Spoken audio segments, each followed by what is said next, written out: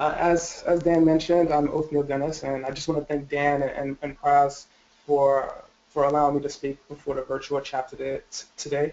It's of course appreciated and an honorable opportunity, and I thank you for that. So as Dan mentioned, this is a presentation that was shared during the last Business Analytics Conference in 2015, and I thought it might be a good opportunity to share this as well and get some feedback from you all. So the title of this particular presentation is The ROI of Business Analytics, right? Calculating Financial Return. So throughout this presentation, we're going to do a few things. We're going to cover a few areas. We're going to talk about return on investment. What is it? What is return on investment exactly? And talk about it in two different ways, right? There's two different ways we can speak about this. It's a science, right? There's a specific way to do it. There's a specific process by which we calculate return on investment. And it's also an art as well, right? Everything is not so black and white. There is some wiggle room. There is some opportunity to maximize certain things or capture certain things that perhaps other people might not think of. And we're going to try to touch upon that in the art section, the art of ROI. Next, we'll talk about some common pitfalls that might be presented, things that are good to know, kind of like gotchas. And next, we'll end off with some best practices, general best practices that I think is helpful to know as we do return on investment. So the principles that I'm outlining here are helpful not only in calculating ROI for business analytic projects, but they can be used in other areas as well. So in some form, it is a little bit generalized, but it is focused on BA and BI applications. So before we get into this ROI application, let's talk a little bit about this landscape, this business analytic landscape. Right? We see a few things happening in today's world. The first thing we see is about 85% of Fortune 500 companies are unable to exploit big data. Now, this is from a McKinsey Global Institute study. And I thought that was a staggering number when I first came across it. I mean, that's a lot. That's a lot of companies that are unable to really grasp the essence of the data that they have. In essence, this means that most of the biggest companies in the world can't fully harness the power of data at its disposal. If you look at your own experiences, how many organizations have you come across which use multiple databases like Access, platforms like PeopleSoft and Banner, and of course spreadsheets? Spreadsheets are everywhere. So pulling all this data together can create a tremendous insight, yet many organizations just miss the mark. They're really unable to tap into the wealth of knowledge that can be presented when we collect all of the data. Right? So today's landscape, a lot of companies are really just not meeting the standard or mark, or really capitalizing on the potential that it has with all of the data that it has at its disposal. Another stat to consider: approximately 1.5 million data-savvy managers and analysts will be needed in 5 years to drive decisions. To put this in a little bit of context, this is about 10 times more than the data scientists that are needed, right? 10 times more than data scientists that are needed. With the proliferation of data comes a need to have people who are able to interpret, digest, and suggest a clear course of action. See, our world is quickly changing, and those who are digitally fluent are in high demand. That is, those who are able to analyze data, to drive the products and services being sold, discern customer patterns, or minimize the cost of loss. Those people are high in demand. So people who understand the data, not just look at the data, not just organize it, but really glean insights from it. That's what we need today, and that's what is lacking as well. A final point of consideration. Big data technologies will include things like cloud, mobile, and analytical technologies will have a market value of $41 billion by 2018. Another staggering number, right? People are realizing the value that data has, and there are tremendous benefits to be reaped through these technologies, through this industry, so on and so forth. So to summarize our landscape very quickly, we have a data fragmented environment. Our data is present everywhere. Few people are able to really reap the benefits. We have a shortage of people that are able to really understand the data, whether it be data savvy managers or analysts. And technology is poised for growth. So we're at a pivotal time right now. Those who are able to implement the proper technologies and personnel will be able to reap the spoils. A few more stats, right? Some major company moves, right? IBM, 40 billion by 2018 for analytics, cloud, and mobile analytical projects. A company called Risk recently raised about 65 billion in private funding. Looker raised another 30 million, right? So this is a lot of money being thrown at these various companies, and I think it primarily people realize the value, the benefits that these companies and this industry, these processes can add to our environments. So now we see the company moves. We saw a little bit about the landscape, the people that's needed, the gaps that are here that are present. Now, what's next? I mean, we can't just run into these $65 million or $65 billion numbers. What do we have to do? Before the reward can be reached, technologies and personnel must be put in place, and buy-in needs to take place. The first thing that needs to take place before a BI or a BA project is introduced is buy-in.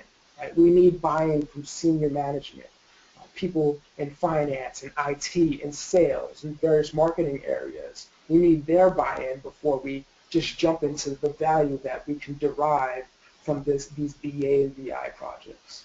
And one of the ways that we can develop buy-in or gather buy-in is through return on investment analysis. Right? Because these softwares, they cost money, a lot of money, and we have to quickly and clearly communicate the value that's to be derived. So we have somewhat of a pendulum here, right? We have a bit of a dilemma. On one side, we have the costs, and these costs are substantial in a lot of ways, in a lot of places. The cost of these BA and these BI projects, and then we have the value or the return. What do we get out of this this particular project, right? What is the value that we derive from it? So the next slide, what is return on investment?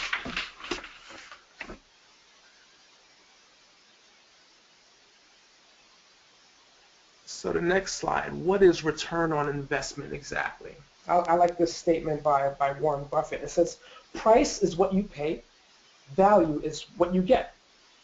Right? You can pay for a lot of things, a lot of different prices, but the value is really what you're getting. Right? And it's from that value that you derive in your mind that determines the price. So it's kind of a tricky exercise. And this is what return on investment is, right? We're putting in a certain amount of money. That could be time, that could be man hours, whatever it is we're devoting to a project, we're getting something back.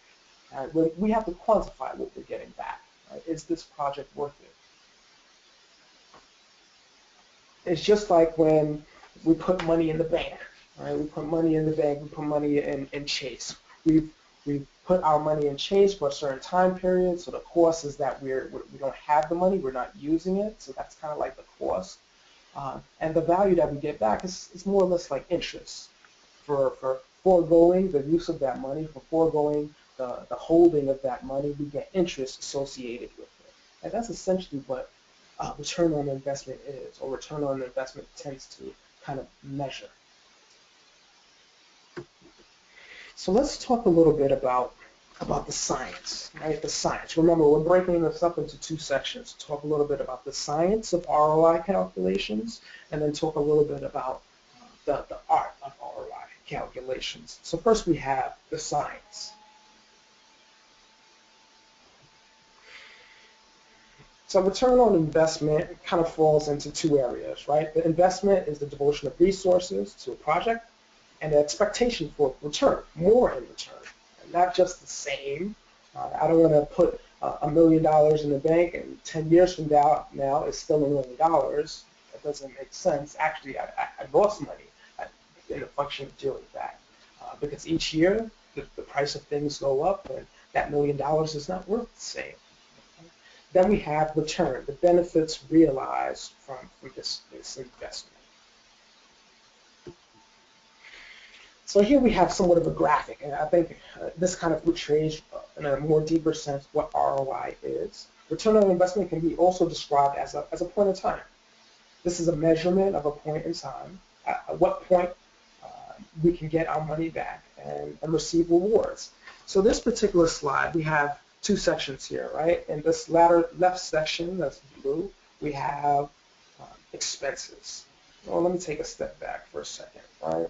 So the red line represents cost, the cost of a project.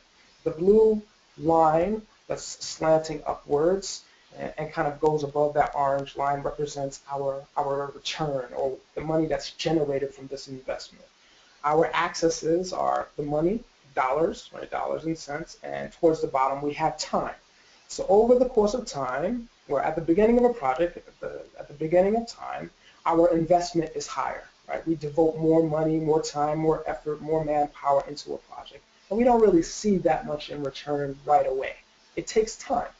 As time goes on, our return, or the money, the value that we derive from the project goes up, and hopefully at some point in time, the value that we derive from the project is more than what we've invested or what we continue to invest. So we want to get into that region, that orange region, right, where we have profit, where our revenue is greater than our expenses. Now in that middle is that break-even point, a break-even point, that point at which the resources that we devote and the return that we gather is about the same. It's about the same. It's important for us to analyze or understand what that point is, and that'll be like the goal or the benchmark that we try to kind of beat or surpass. So I think this is hopefully a simple representation of what ROI is. It's a statement, but it also should be measured in terms of time. One caveat to throw in there, we need to get to that orange section as soon as possible, right? So if you go to senior management for buy-in on a specific analytical project, whatever it might be, and the return on investment time period is 10 years from now, maybe that doesn't make sense. You know, things change so quickly. We can't wait so long and devote so much resources for 10 years. Right? Maybe something like 2 to 3 years or 3 to 5 years. But we have to see return, and substantial return, relatively quickly. Okay? So in terms of calculations, right? Calculations. Here's a simple return on investment formula. Right? So we're talking about the science. We need to really understand how to analyze, how to digest, how to formulate these return on investment analysis. And essentially what we have is something hopefully very simple. We have the appreciated investment. How much did I, not only my principal, if you want to think about it in terms of putting money in the bank, you put $100 in the bank, that's your principal, and then you gain $10. So the appreciated investment is $110, right? It's how much you put in and how much interest you gather. Then we subtract the cost of that investment, right? The cost of that investment, whatever that investment costs you, and then we have divided over the cost of the investment. So in that simple example, we have a 10% increase, right? A 10% growth, 10% return on an investment. If we started off with 100, we earn $10 more, where we have a total of $110, and our cost of that investment was $100. We've made about 10% on that investment. Okay? So that's hopefully a simple explanation. So this is a simple calculation. This is a simple return on investment formula. Here we have net present value, and it's something that I think we need to be concerned about, we need to talk about. It's the value of future money in today's terms. So it's the difference between the present value of cash inflow and outflow. I mean, previously I said to you that $100, or I think it was $1 million that I said 10 years from now is not really worth the same as $1 million today.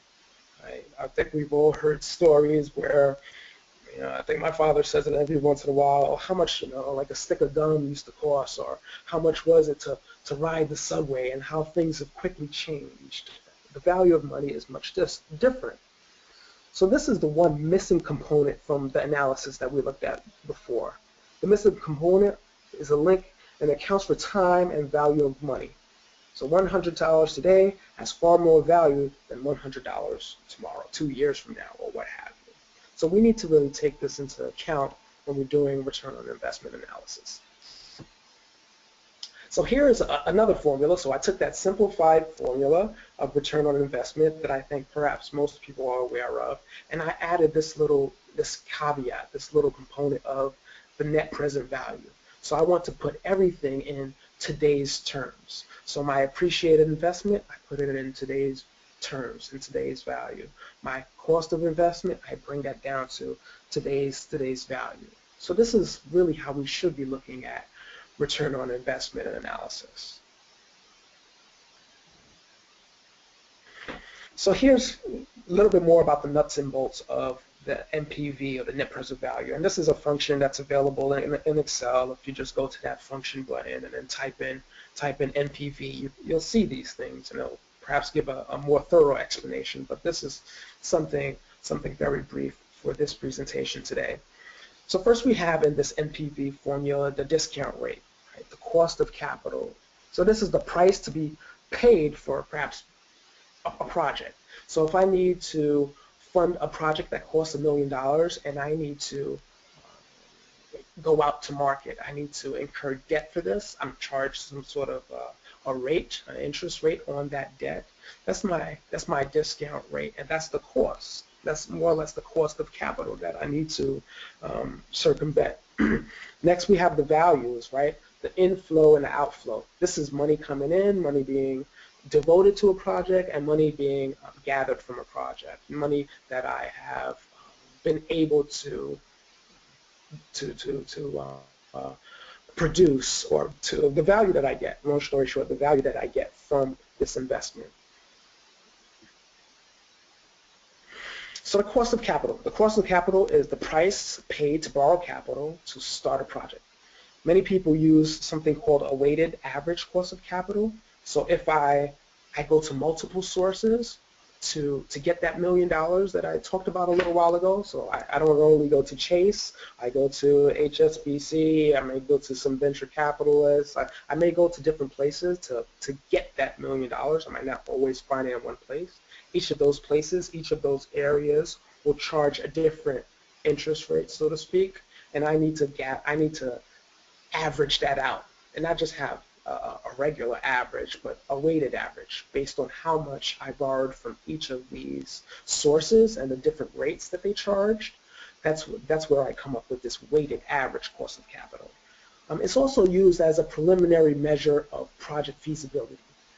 So if that cost of capital is just too high, and it seems like a hurdle that I can't really surpass because I have to pay that money back and also be able to generate value beyond that, or the project doesn't make sense, right? I have to pay my creditors back, right? If I owe money, I have to pay that money back and hopefully generate more money for that project to make sense. So it's kind of like a benchmark, right? I have to clear that hurdle. If you want to think of the analogy of the runner, right? You're running down the line, you're in a race, you have to clear that hurdle before you move forward, and we have to clear this hurdle in terms of the cost of capital.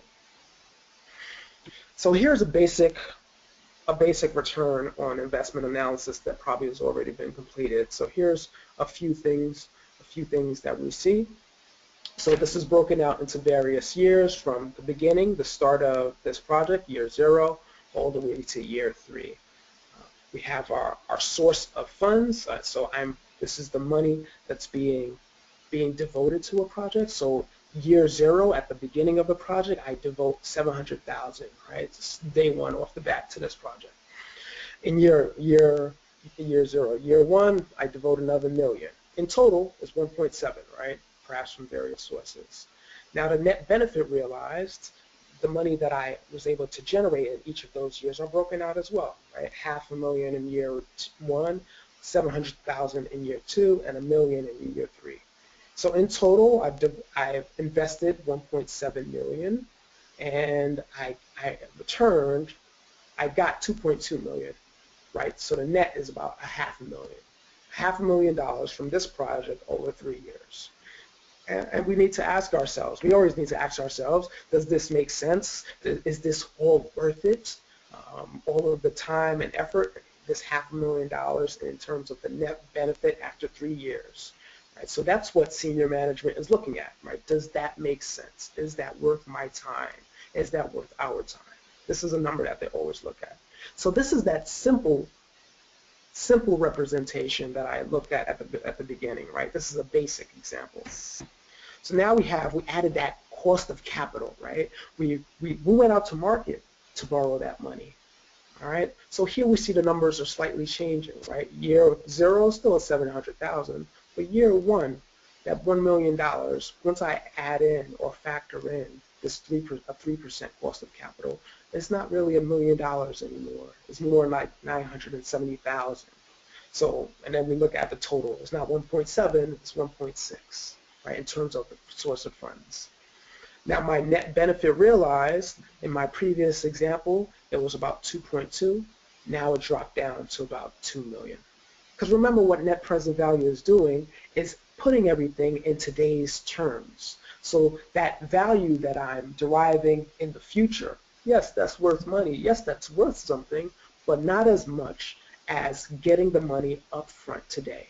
So as we could get $1 million or $2 million in year 4, but maybe, once again, it doesn't make sense. We have to try to get money or try to see if we can get the money as soon as possible.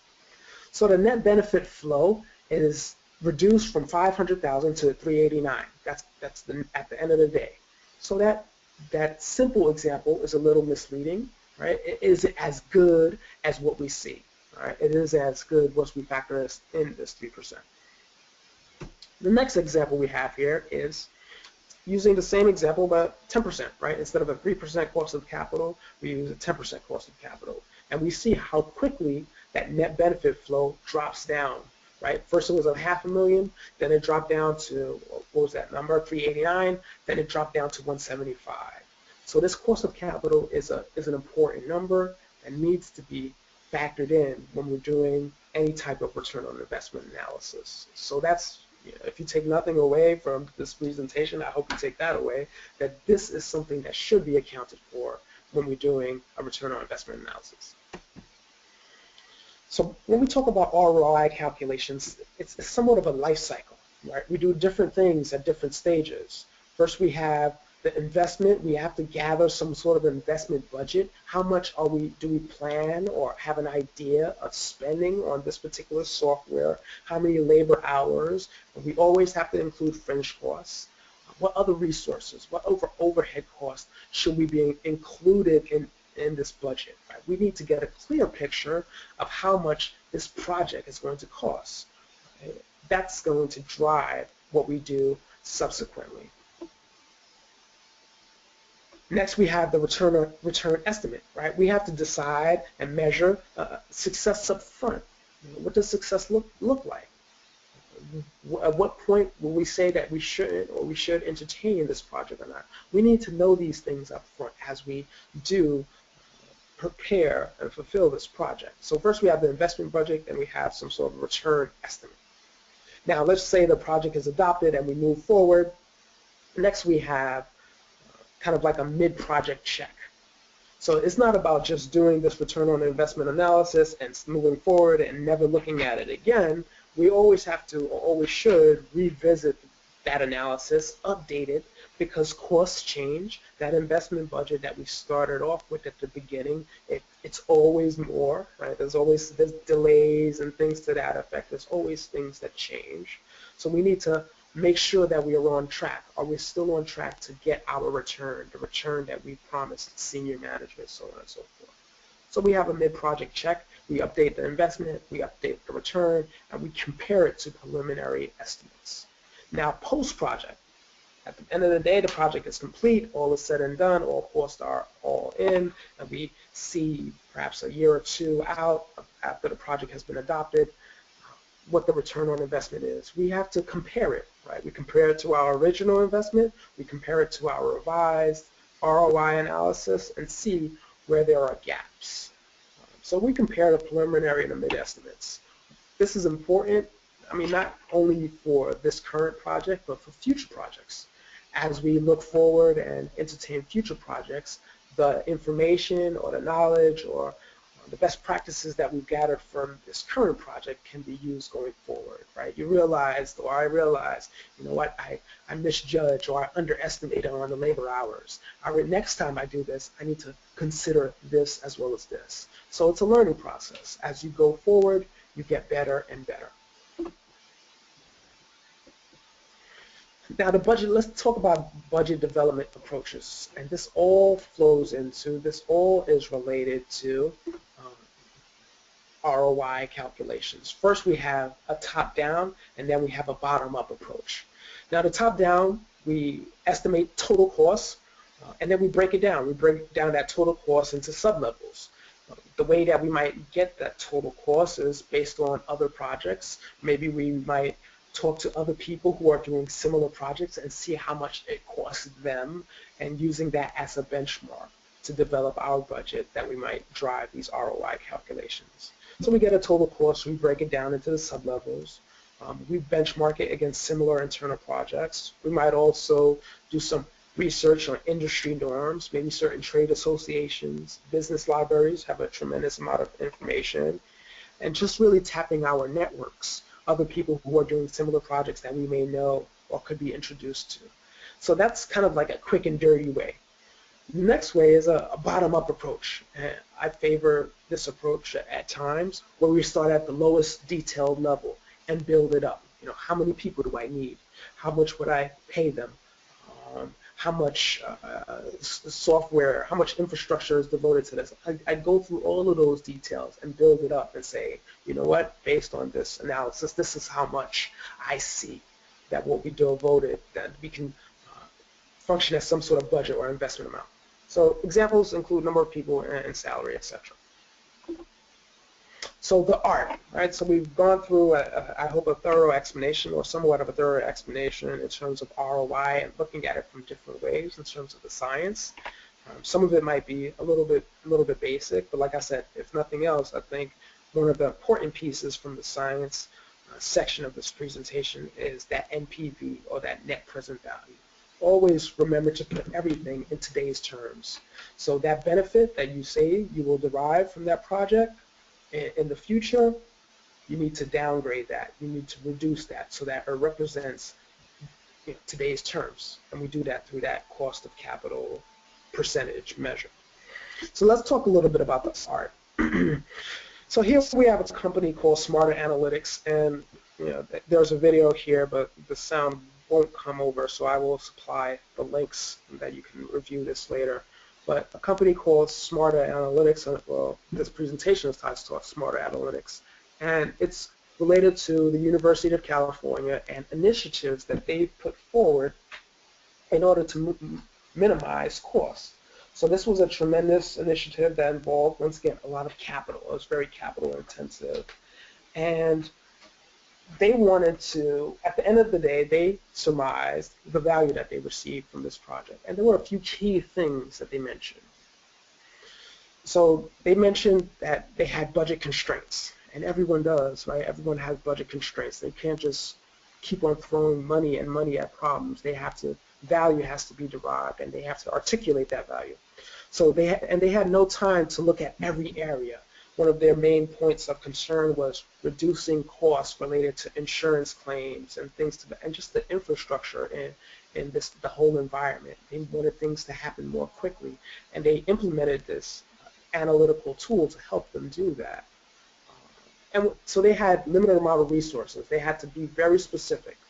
So the potential returns that they derived from this project, what they used to drive that number in terms of what that value would be at the end of the day, was insurance premiums. The amount of money that they were able to save from insurance premiums because of this analytical project that they had implemented. The ability to borrow was improved. They had outside auditors analyze their whole process or their whole structure, and at the end of the day, those borrowers gave them a more favorable opinion, right? Actually, the audit gave them a more favorable opinion. and auditors look at that. People who they are borrowing look at that, and they were able to gain more favorable rates when they return. So that's something that can be quantified. If something would typically cost me 10% interest, and because of a process that I have implemented, now it costs me 5%, that's value. That's something that we can quantify very quickly. They had a lot of IT redundancies, like people doing the same things or similar things, a lot of repetitive tasks. And through this analytical product that they implemented, they were able to reduce that redundancy. They had labor savings. In the video, which I hope you'll take a look at later, they had a number of police officers working for 2 months straight, something like that, to put together some sort of a report or analysis, I believe, in terms of crime statistics and things to that effect. So they were able to reduce that through this real-time analytical tool that measured a lot of these things, that captured the data and gave them these reports very quickly rather than them doing it manually. And things became available in real time. Real-time data is a tremendous value. Then you can act more quickly. It's not data that was presented last month. This is last month's report. No, it's data that's up to the minute, and things can be implemented up to the minute. Now, there's a value in that, being able to make decisions very quickly. Finally, the data is centralized, and there's a value in centralized data. More insights can be gathered, more insights can be gleaned from centralized data. Another slide, and there's about 2 or 3 videos like this, but I'll definitely share that with you all later, called Cleaner Future. And this company called Recology, right? Recology it's a company out in San Francisco, I believe, and basically what they do is they gather garbage from various locations, and they recycle this garbage, and they use this garbage that goes into compost heaps, so on and so forth, things like that, and that will then be used in the community, whether it be to grow grapes, but essentially they're recycling a lot of the garbage and putting it back into the community for good use in various ways. So there's a tremendous value in that process, and it's like, how do we begin to articulate that value? How do we begin to quantify how much it costs? So a few keywords from that video. They had compost fields, and they collect the same trash in less time. They were able to collect the same trash in less time. That's essentially where they wanted to get to. The trash sent to landfills decreased by 50% because through this analytical tool that they implemented, they were able to route drivers to the best routes, the quickest routes. It will take into account things like traffic, perhaps where they needed to make gas, where the pickups were, the time of day. All of these factors were taken into place so that they could reduce the amount of time that they collected their trash. So they got to where they needed to go to quicker, much more efficiently. They saved on costs such as fuel, to say the least, perhaps man hours as well, because they put things in an efficient way. So all of these things are potential drivers that will funnel into by ROI calculation. And then there's the economic impact. I think this is another key piece that people miss or do not include when they are creating these ROI calculations. It not only has value for your company, it not only has profits for your company, but it has value for the community in your company, right? So that could be additional jobs, it could be additional spending in the community, it could be quality of life for the residents. All of these things have value. So if I think I'm similar to many people in that I don't really want to live next to a compost heap or a place that smells because there's a lot of garbage or something to that effect, right? There's somewhat of a quality of life. More people want to go to nice neighborhoods. That's just what people like. We want to live in nice places. And if more people want to live in a certain area because things are happening in an efficient way, the collection of garbage, things are done in an economical way, that's value, right? That could be represented or articulated maybe in the home prices or something to that effect. So this is where you become a little bit more creative in how do I articulate the value of this investment. Some things are straightforward, but other things there is some playroom in articulating the value of an investment. Better decisions. This is a company called Westfield, another insurance company. And there was a few keywords that they wanted to do. They wanted to change the people, they wanted to change processes, and they wanted to change technology. They wanted to do things better. They wanted to invest in their people. They wanted to organize their processes in an efficient way, and they wanted technology to help them do those things. And once again, they implemented an analytical tool that helped them reduce the risks related to insurance, who they gave insurance to, right? They were able to see or analyze this. These are our best customers. These people will, quote unquote, typically pay, and we don't typically have to pay out to them. That's essentially what they were doing. And they had targeted product selections based on demographics and things like that. They were able to pitch the best product. And this isn't just based on kind of like off-the-hip decisions. It was based on data, based on this analytical tool that they implemented, that they were able to understand their clients and who they needed to focus on more. And this is what an analytical tool does. It gleans insights. It pulls data from different places and helps people understand what's going on and what to do going forward.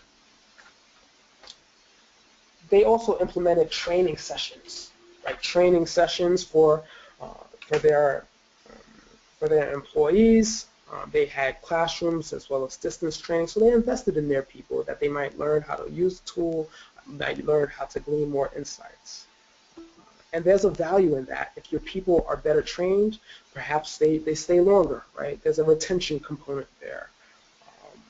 And when you have people that, in some cases, that stay longer, you don't have so much of a brain drain where information leaves the company. You don't start from ground zero every time you go. And better decisions as a whole. So what makes business analytical projects ROI different? What makes it different from a typical project? Information, right? It's all about information. How do we begin to derive the value of information?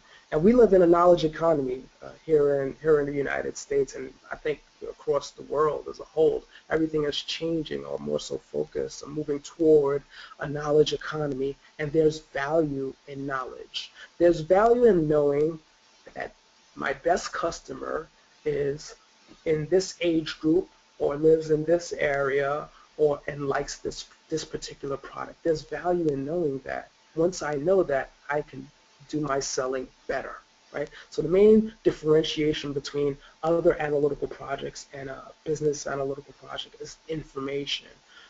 That's the key point. That's the key area that hinges on this whole presentation.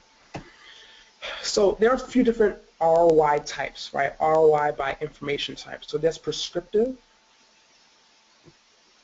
there's predictive, there's diagnostic,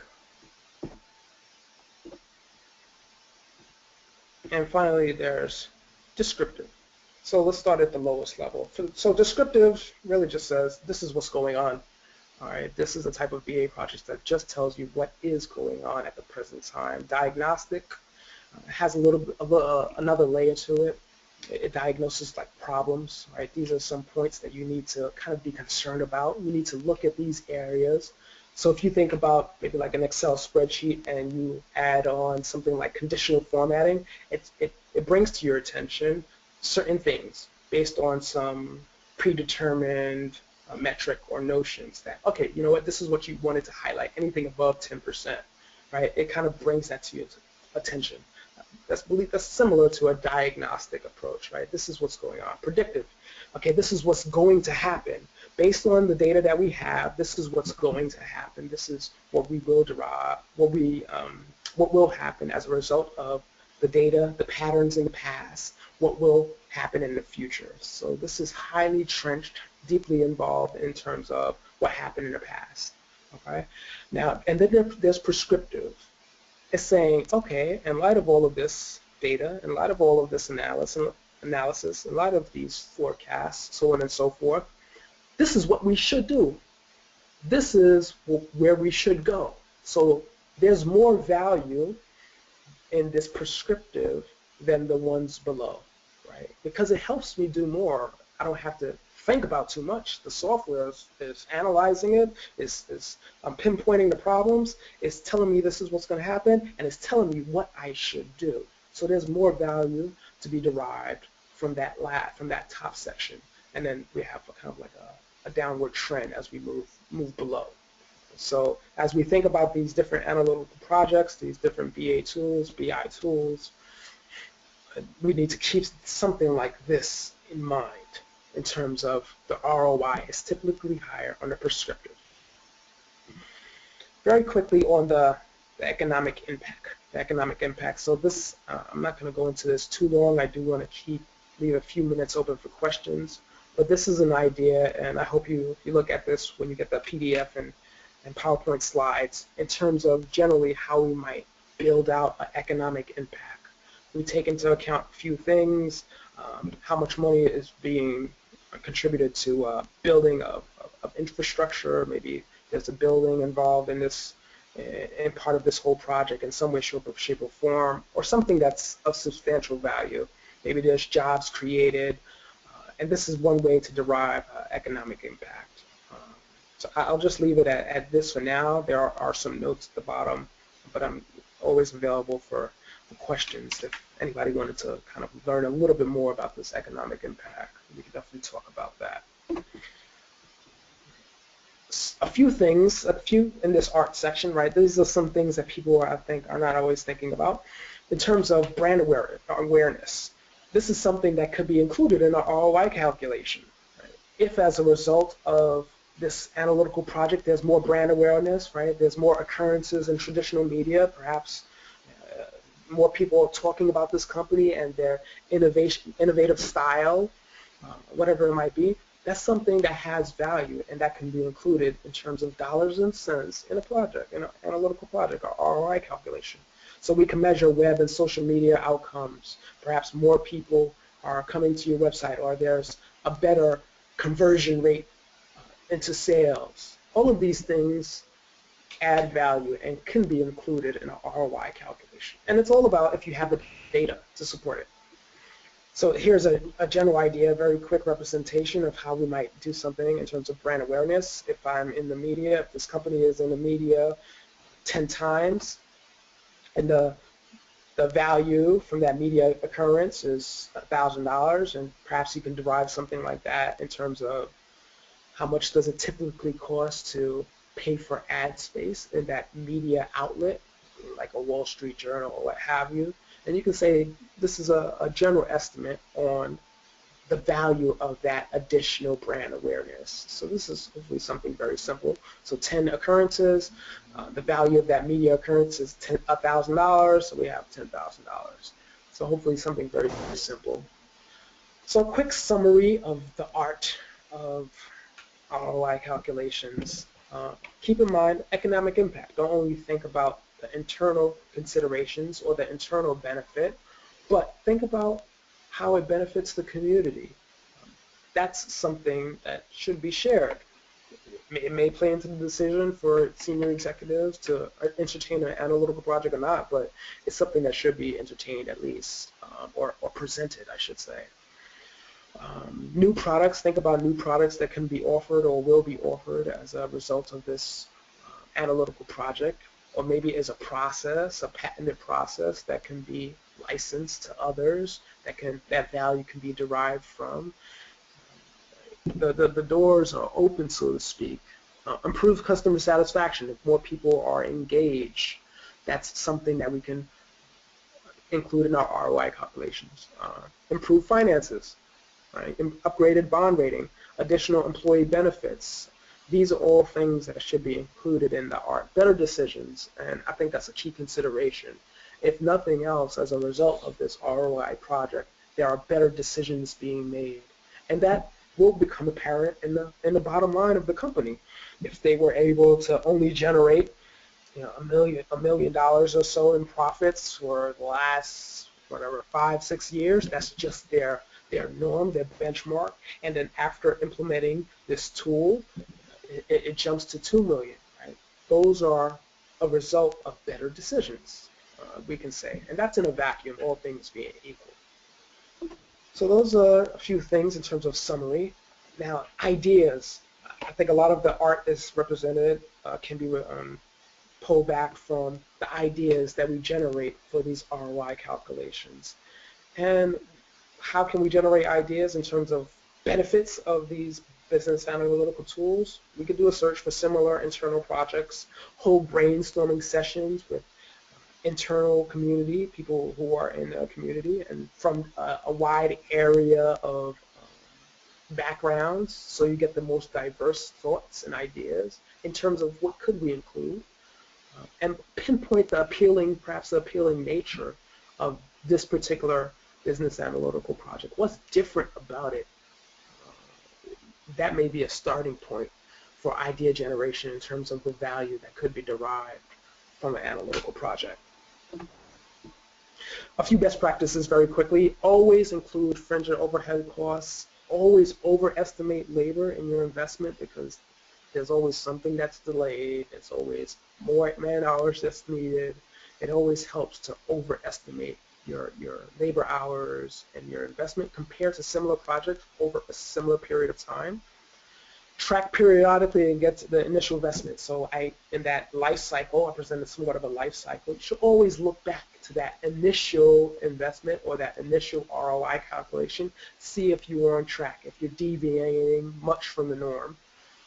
Be prepared to defend your value propositions, right? So after you go through that art and that generating of various ideas in terms of the value that can be derived from the project, be prepared to defend it because people are going to say, why did you include that? Or how did you come up with that calculation? People are going to, they may even attack it, so you need to be prepared to defend it. And defend it with data. This is how you came up with it, and it's based on these things. Establish an acceptable return before the project begins. Don't just go into it blind. If 10% return, that's the benchmark that we have to achieve for this project within 3 years. If that's the benchmark, if after you do this analysis you don't get there, then you shouldn't go, right? You should move on with that project. It has to be, in some senses, cut and dry in many ways, unless there's some outside consideration. Establish a committee to review and provide feedback. So everything doesn't reside in the mind of one person. We need a diversity of thought and a diversity of people so that this project can move forward, so that this analysis can be put together in a clear and concise way. So this last point is a major consideration. Once again, we may make certain errors, certain misjudgments, or what have you, or not taking everything into account. We need that independent thought at times. So now I'll open to some questions. I know we have few minutes left, so I'll open to a few questions if there might be any questions about this presentation or something along the lines. All right. Well, thank you so much, Othniel. That was great information, great content. That's too bad. Sorry, everyone, we couldn't get those videos to work. I mean, the videos would play, we just couldn't get the sound to funnel through, so that'll be something that we'll have to work on in the future. I did share the links for those down in the chat area if you look down there, but we will get the presentation content uploaded to the Business Analytics virtual chapter event for this. That'll be posted up there, and we'll get that recording for today's recording posted up there as well. So if anyone has any questions, go ahead down in the questions area and post those. And we can do some discussion here for the next couple of minutes. Not seeing any right now. Just must have done such a great deal covering all this that no one has any questions.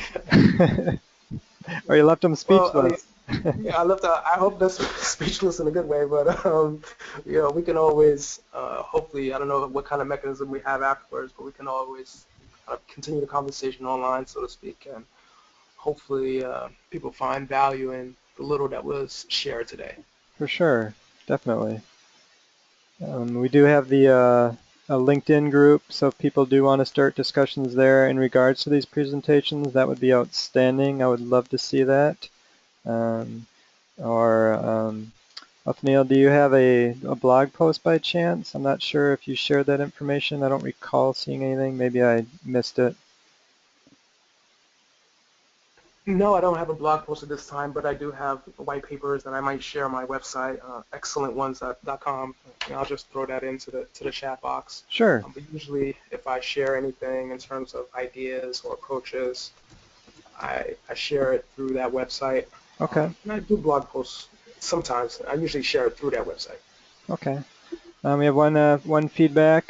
Great presentation. We do have, looks like we might have another question. We have a question here um, from Tim. He's wondering, are there any specific mathematical formulas that directly relate to your ROI calculations? Is there anyone in particular, or are the ones in Excel, are those good enough?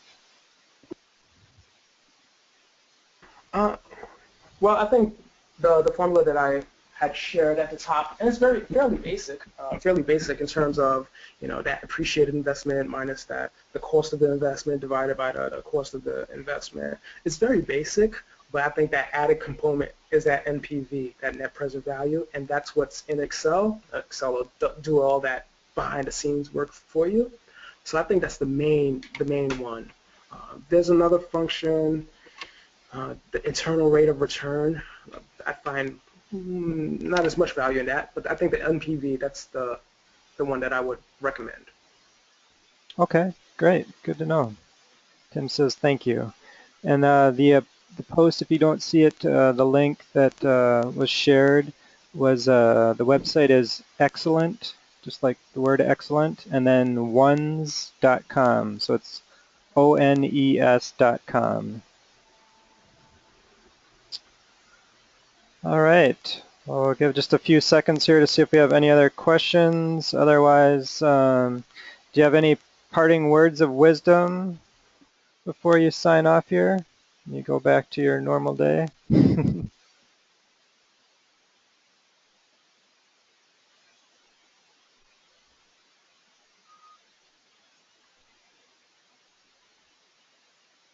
All right. Well, it is 12 o'clock. Othniel, do you have any last parting words that you'd want to share with the group before we sign off and end it? Sure. What I'll say is thank you for the opportunity. Thank you for the questions and the feedback. I look forward to more. Please feel free to fill out the survey. And two highlights from the presentation. Keep in mind the net present value.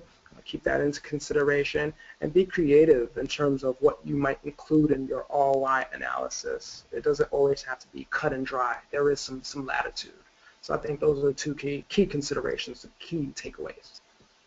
Super, great. Well, thank you so much, everyone. Thank you, Othniel, for presenting. It's great to have you. Thanks for reaching out to us. Thanks for everything you're doing for the SQL community and the business analytics community. It's outstanding. Everyone have a good rest of your day or evening, and we'll check back with you next time. Thanks so much, everyone.